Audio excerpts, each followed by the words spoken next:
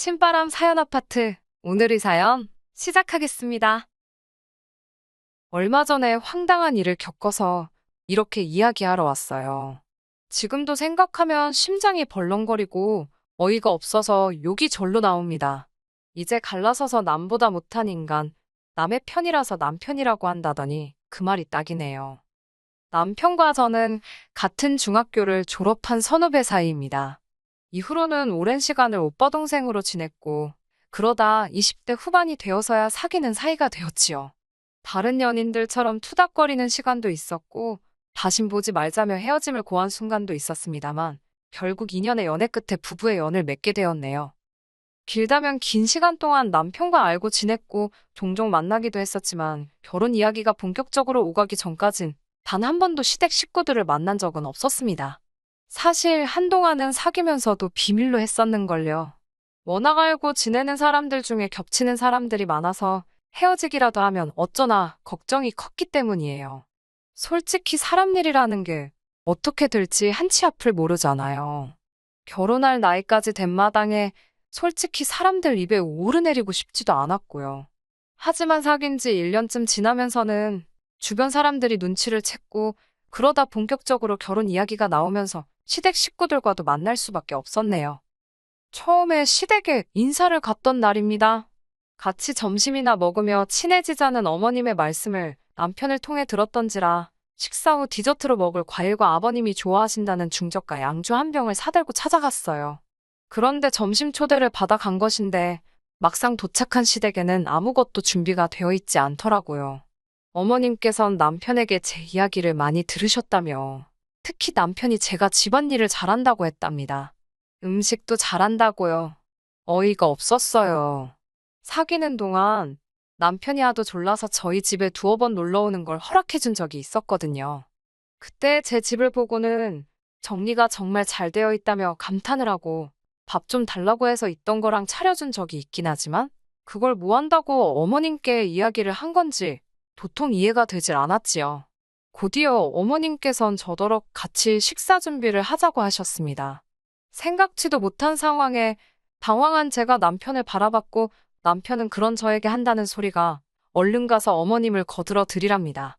처음 인사하러 온 자리에서 이게 무슨 상황인가 싶었지만 싫다는 소리를 못했어요. 어른들 말씀에 이건 좋고 이건 싫다고 의견을 내는 일이 쉬운 일은 아니잖아요. 심호흡 한번 하고 부엌에 가니 어머님께선 기다렸다는 듯이 이것저것 잔심부름을 시키셨습니다. 시쳇말로 까라면 까야지. 제가 뭘 어쩌겠어요. 기왕 하는 거 좋은 마음으로 하자고 스스로를 달래며 어머님을 도와 점심상을 차렸습니다. 식사를 하며 이런저런 대화를 나누다 신우 이야기가 나왔습니다. 그렇지 않아도 신우는 어디 갔나 궁금하던 차였는데 어머님 말씀이 오늘 원래 오려고 했는데 아침에 갑자기 컨디션이 안 좋다며 못 온다고 했다대요. 신우는 서울에서 차로 4시간이 넘는 지방에서 살고 있어서 시댁엔 자주 오지 않아요. 운전면허가 있긴 하지만 20살이 넘자마자 땄고 이후로 한 번도 도로주행을 해본 적이 없다고 그러더라고요. 그래서 어쩌다 시댁에 오게 되더라도 신우 남편에게 부탁하거나 고속버스를 타고 온다고 들었습니다. 신우의 사정을 충분히 이해했기에 신우가 안 왔다고 해서 서운한 건 전혀 없었네요. 아무튼 식사를 마치고 거실에 모두 모여 앉으니 어머님께서 제가 사온 과일을 꺼내오셨습니다. 그리고는 당연하다는 듯 저에게 칼과 과일을 쥐어주셨는데 전 과일을 잘 못 갖거든요. 과일을 엄청 좋아하는 편도 아니고 보통 껍질째 먹을 수 있는 과일은 껍질째 먹어요.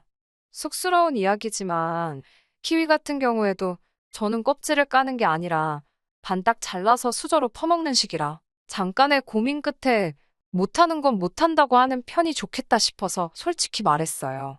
그러자 남편이 그럼 어머님이 깎은 과일을 며느리가 집어 먹기만 할 거냐며 그건 좀 아니지 않냐고 고개를 갸웃거리더군요. 이때는 좀 어이가 없어서 오빠도 어머님이 깎아주신 거 먹지 않냐고 웃으며 받아쳤습니다. 그러자 순간 남편이 멈칫했고 뭐라고 표현하면 좋을지 순식간에 분위기가 얼어붙었다고 표현하면 적절할까요? 거실이 어색한 공기로 차오르는 순간 아버님께선 저더러 할 말은 꼭 하는 편이냐 물으시더니 가끔은 참는 것도 중요하다고 하시대요. 한마디로 입 다물고 하라면 하면 된다. 그 소리를 하고 싶으셨던 거겠지요? 저는 해야 할 말은 꼭 하는 편이라고 어쩔 수 없이 한 번 더 대답을 했고, 결국 분위기가 너무 가라앉아서 생각보다 일찍 시댁에서 나오게 되었습니다. 뒤따라 나온 남편이 저더러 시부모님께 조금만 더 상냥해질 수 없겠냐고 묻더라고요. 그때만 하더라도 남편이 꽤나 조심스럽게 부탁을 해왔기에 저도 순순히 해보겠다고 했습니다. 하지만 남편에게 분명히 말했어요. 항상 내 편으로, 내 입장에서 생각하고 행동해달라고요. 어머님, 아버님이 무리한 부탁을 하시면 오빠가 적절한 선에서 컷해주고 막아줘야 한다고 당부했지요. 남편은 알겠다고 자기만 믿으라 했고, 정말이지 순진하게도 그 말만 믿고 결혼했습니다. 결혼하고 처음 2달 동안은 저희 두 사람 사이에 큰 문제는 없었어요. 정말 사소한 거, 양말 뒤집어 벗어놓는 거라던가 치약 아무렇게나 짜 쓰는 거, 그런 걸로 다투고 삐지고 그러기는 했지만 보통 1시간도 못 가서 풀어지기 일쑤였고요. 당연히 그런 문제로 남편과 못 살겠다, 헤어져야겠다, 그런 생각은 안 했지요. 그러다 신혼의 집들이를 가서 생각지도 못한 일이 터지고 말았습니다. 식을 올린 지 3달 차가 되던 무렵 신우가 이사를 했습니다. 전세에서 또 다른 전세로 이사를 한 거라 솔직히 집들이까지 할 필요가 있나 싶었지만, 빌라 전세에서 아파트 전세로 갔다는 사실이 신우에게는 나름대로 의미가 있었던 모양이에요. 신우는 저희 부부와 시부모님을 초대했습니다. 왕복 8시간이 넘는 여정이었는데 시부모님이 드라이브 한다 생각하고 제 차를 가지고 가자고 하시더군요. 문제는 제 남편이 운전을 못합니다. 한다는 소리가 평생 서울에서 나고 자랐고 자기는 계속 서울에서 살 생각이라 굳이 면허 딸 생각을 못했다고요. 필요성을 못 느꼈다나요? 상황이 그렇다 보니 운전을 할 수 있는 사람은 저와 아버님 뿐이었는데, 솔직히 이른을 바라보시는 아버님께 그 먼 장거리 운전을 부탁드릴 순 없었지요. 말이 나와서 말이지만 어머님이 참 야속하대요. 하지만 제 속을 아는지 모르는지 남편은 휴게소도 있으니 쉬엄쉬엄 가면 되지 않겠냐고, 시부모님 연세도 있으신데 편하게 모시고 가zap니다. 말이나 못하면 밉지나 않지라는 생각이 절로 들대요. 결국 어쩔 도리 없이 시부모님 모시고 신혼회로 향했습니다. 오전에 어머님께서 볼 일이 있으시다 해서 11시가 좀 넘어서야 출발할 수 있었습니다. 차는 막히지 않았지만 어머님과 아버님이 번갈아 화장실을 찾으셔서 휴게소란 휴게소는 다 들린 것 같아요.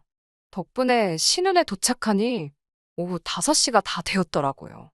좀 쉬다 저녁 먹으면 되겠다 생각했는데 어이없는 상황을 목격했습니다. 상만 세팅이 되어 있고 음식이 하나도 없더라고요. 순간 상견례 때 기억이 떠올랐고 바로 짜증부터 올라오대요. 신우도 제 그런 기분을 눈치챘는지 실실 웃으면서 한다는 소리가, 어머님이 일전에 제가 그렇게 솜씨가 좋다고 자랑을 하셨다면서 그래서 제 손 좀 빌리고 싶답니다. 자기가 재료는 다 사놨다면서 불고기랑 잡채, 그리고 이것저것 후딱 양념만 해달라나요? 아니, 음식이 양념만 해놓으면 저절로 익나요? 남편은 이번에도 얼른 가서 솜씨 발휘를 해보랍니다. 정말 내키지 않았고 하기 싫었지만 그래도 온 식구가 모여서 저렇게 뭐가 좋다고 희희낙낙 거리는데 찬물 끼얹어 뭐하나 싶어서 꾹 참고 양념만 해줬습니다. 그리곤 거실로 돌아가서 모르는 척하고 있었더니 아니나 다를까 신우가 다시 한번 저를 부르더군요. 같이 얼른 마무리해서 빨리 식사하자고, 아버님 배고프실 것 같다고요. 저도 배가 많이 고팠기에 나오는 욕을 참아가며 도와줬네요. 그렇게 식사를 마치고 어머님 아버님은 피곤하다며 방으로 들어가셨습니다. 거리가 멀어서 신혼에서 자고 가기로 한 상황이었거든요. 그래서인지 신우와 신우 남편, 그리고 제 남편까지 셋이서 술을 말 그대로 들이붓기 시작했습니다. 저는 원래 술을 좋아하지도 않고 괜히 실수할까 싶어서 안 마셨고요. 셋 다 슬슬 취하기 시작해서 별 쓸데없는 이야기나 해대길래 전 먼저 자려고 방에 들어왔지요. 하지만 자는 환경도 달라졌지. 방문 밖에선 셋이서 부어라 마셔라 떠들어대지. 집이 무슨 운동장만한 것도 아니고 시끄러워서 제대로 잠을 잘 수가 없었습니다. 5시간 넘게 운전대를 잡고 있었던 데다 오자마자 음식을 해대서 온몸이 저리고 아픈데 정신은 말똥말똥하니 환장할 노릇이었지요. 간신히 새벽이 돼서야 잠에 들었네요. 하지만 몇 시간도 채 자지 못하고 눈을 떴습니다. 남편이 흔들어 깨워댄 탓이었지요. 무슨 일이냐니까. 자기가 지금 화장실 다녀왔는데 어머님이 어제 우리가 먹은 술상을 치우고 계시다며 저더러 나가서 도와드리랍니다.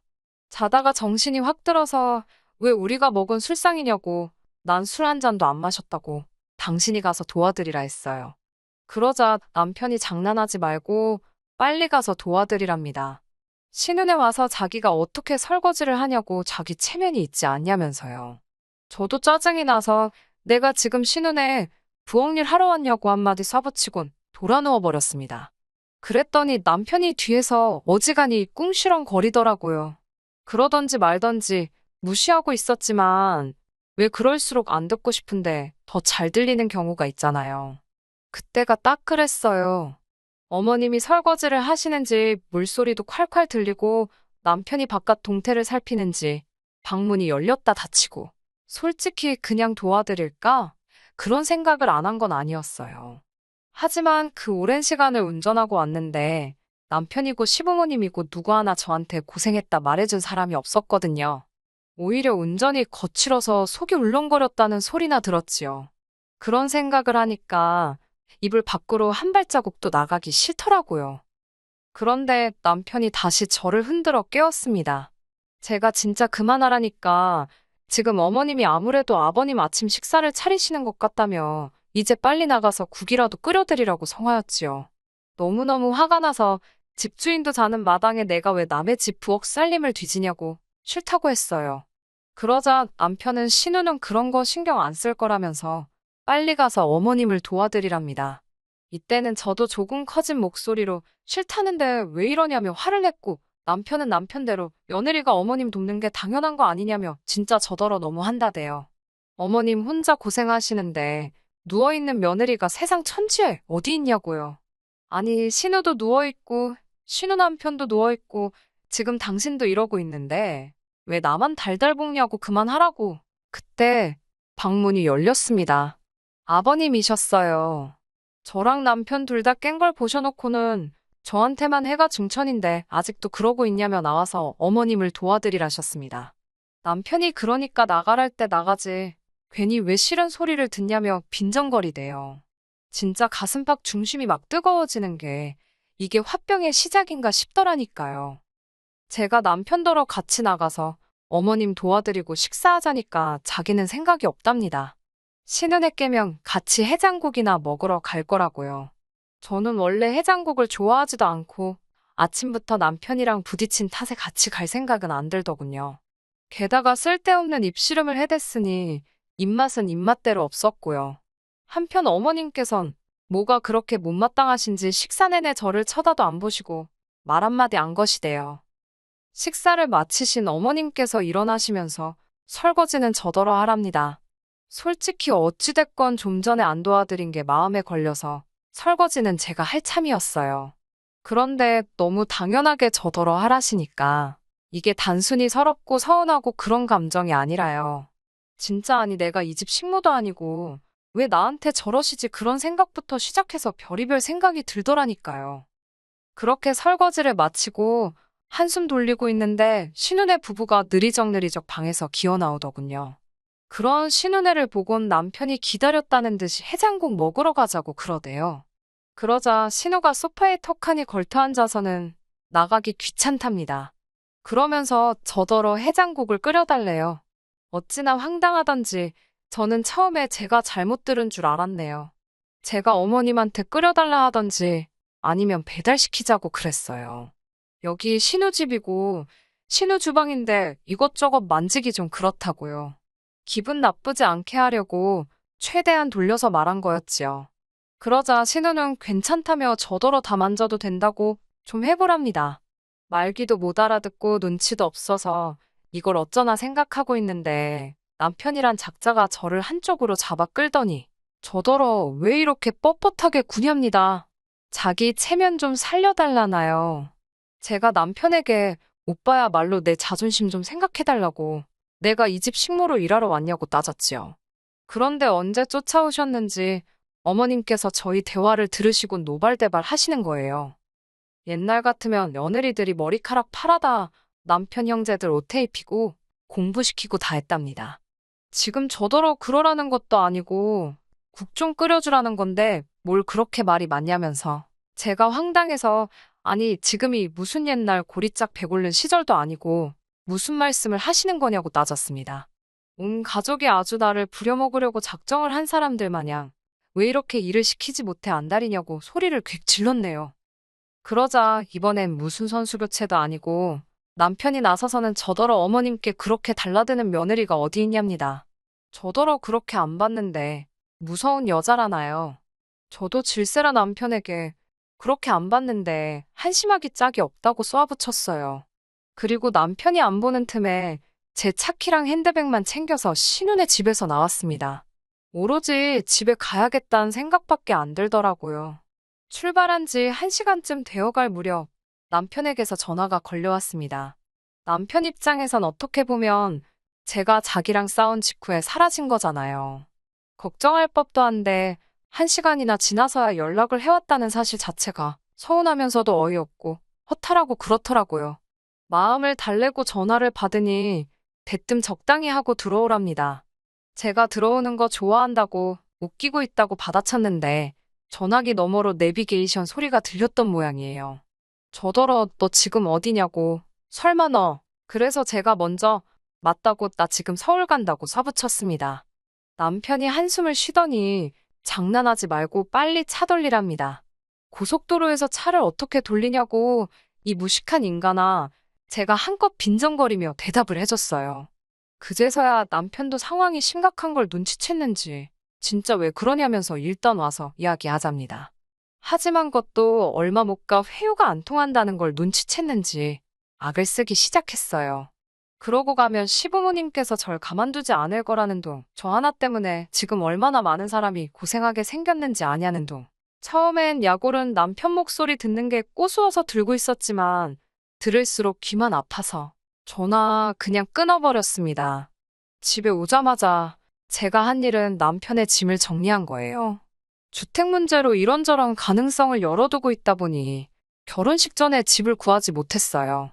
하지만 결혼식 하라고 받아놓은 날짜가 있었으니 일단 식부터 올리고 급한 대로 제가 살던 오피스텔에 신혼살림을 차린 상황이었지요. 이렇게 될 줄 모르고 남들과 다른 신혼생활에 소가리를 많이 했는데 막상 갈라서 자고 마음을 먹으니 참 다행이다 싶더라니까요. 그날 늦은 오후 남편이 오피스텔 앞으로 찾아왔어요. 아니 지 생각엔 지 집이니까 찾아온 거겠지요. 현관 앞에 꺼내놓은 지 짐을 봤는지 문이 부서져라 두들겨서 경찰을 불렀습니다. 사실 집안에 친정부모님도 계셨고요. 그걸 몰랐던 남편은 경찰이 온 틈을 타 집안으로 들어오려다가 저희 부모님, 특히 아버지한테 얻어터질 뻔했네요. 남편은 국 끓이라고 한마디 했다고 집 나가는 저 같은 여자는 자기가 먼저 싫답니다. 그러면서 자기는 지금 쫓겨나는 게 아니라 제 발로 나가는 거라며 지인들한테 헛소리하지 말라나요. 저는 걱정하지 말라고 내가 겪은 일 그대로만 이야기할 거라고 했고요. 지금 저는 너무 행복합니다. 끝까지 들어주셔서 감사합니다. 오늘의 사연은 여기까지입니다. 구독과 좋아요, 알람 설정 부탁드리고 더 좋은 사연으로 다시 찾아뵙겠습니다. 감사합니다.